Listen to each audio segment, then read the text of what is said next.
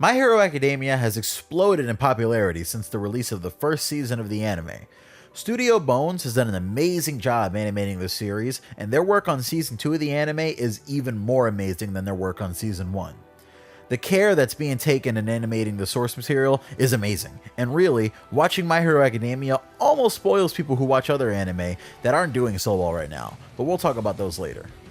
You see, My Hero Academia is more than a great manga or a great anime series, and it's more than a few decent mobile and 3DS games. It's something bigger.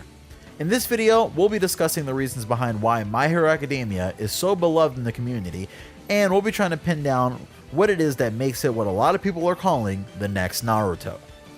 Let's start with the next Naruto title, because after the end of Naruto, that was a title that people were quick to give to just about any new manga at the time. Black Clover began right after Naruto ended and had a lot of similar themes, so people automatically applied the next Naruto title to that manga. However, since the series has moved on and grown, it really fits the title of the next Bleach better than the next Naruto. However, I'll save Black Clover for another video. So when Naruto ended, people had to search for a new manga to read every week. Old habits die hard, and I remember when Bleach and Naruto were both over and I only really had One Piece to read every Thursday. At the time, I hadn't really started reading My Hero Academia. However, I did start reading it more often in time for the anime to be announced in 2015. After reading the first chapter, I instantly fell in love with the art style and our main hero, Izuku Midoriya.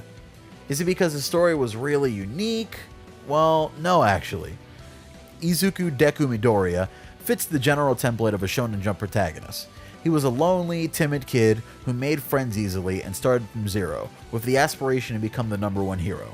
Kohei Horikoshi sticks to those guidelines here, but he really pulls at your heartstrings with the story of a kid in a world where people have these fantastical powers, looking up to the best hero of all time, wanting to be like him, only to learn that he has no powers and won't get any. That's rough. Very rough. And it isn't like Deku comes from anyone significant.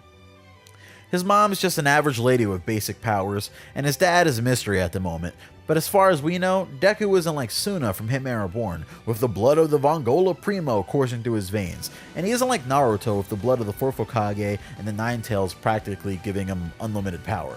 At this point in the story, Deku is just a brave kid who wants to become a hero, and All Might, the #1 hero in this world, sees Deku as someone who could possibly be the greatest hero of all time, just due to his mindset and the type of guy he is. So fast forward and All Might gives Deku his quirk, One for All, and Deku overcomes several obstacles in order to secure his place as a student at UA, which is the #1 hero academy. The story structure is similar to Naruto's in a few ways, albeit a little shuffled around. There's an arc where our heroes have to take on enemies that they aren't quite ready for, but they have to overcome those enemies because they have to. There's an exam arc where our heroes that have been working together so far have to battle each other to get to the next stage of their education. And there's an arc where they fight a notorious villain with ambiguous ideals who uses blades to cut his enemies and has a demonic aura about him. You see the similarities? We'll have to save how My Hero has its own versions of Jiraiya, Tsunade, and Orochimaru for another time, but My Hero Academia does something incredible. It follows in the footsteps of the Naruto manga without actually treading the same ground. You see, one of the major issues of Naruto was the fact that the side cast largely becomes irrelevant for a majority of the story. Team Guy sort of hangs around, but most of the other teams get little to no shine once Shippuden comes around. However, in Boku no Hero, Horikoshi takes the care to give big moments to characters that you'd expect to fade into the background.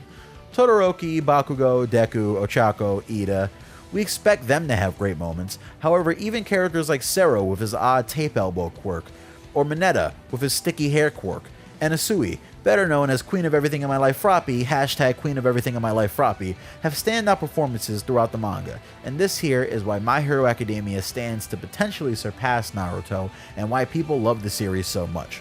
It's so familiar to something that we all love. However, it's also better in the ways that the thing that we love fell short.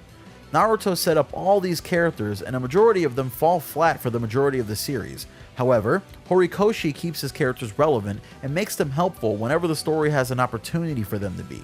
We get backstories, battles, and loads of variety in what we see in My Hero Academia, and that all harkens back to the original point of this video. We love My Hero Academia so much because it's unique, but it's also familiar. You aren't reading Naruto, but you're watching a new hero on his way to becoming the only thing that he wants to be, more than anything in the whole wide world. And he doesn't want to be that thing for selfish reasons like other people. He wants to be the #1 hero to help others. Deku's story, much like Naruto's, even more so, is a story about self-sacrifice and the will to help others. Not just his friends, not just people he cares for. He isn't a sociopath like Gon from Hunter x Hunter, who decides he only likes people that are helpful to him, even though some of them do terrible things. And he isn't like Luffy or Ichigo, who become friends with the people that they save. He's fine with saving somebody or helping somebody, even if he never sees that person again immediately after doing so. He's fine with permanently injuring his body just to help others, and he's done this. And that's why Deku already, at this early point, has a place in our hearts, and why My Hero Academia can only grow more and more. In closing, Kohei Horikoshi is doing fantastic work with My Hero Academia, and I want to thank him for all of his hard work, as well as the staff over at Studio Bones for their amazing work on the My Hero anime. I'm looking forward to where this series is going in the next few years. If you wanted to see a My Hero Academia game on home consoles like the PS4, go check out our short video on why the franchise deserves one. Subscribe to the channel if you enjoy video essays like these. We hope to do more in the future. But that's all for now, so I'll see you guys next time. Peace.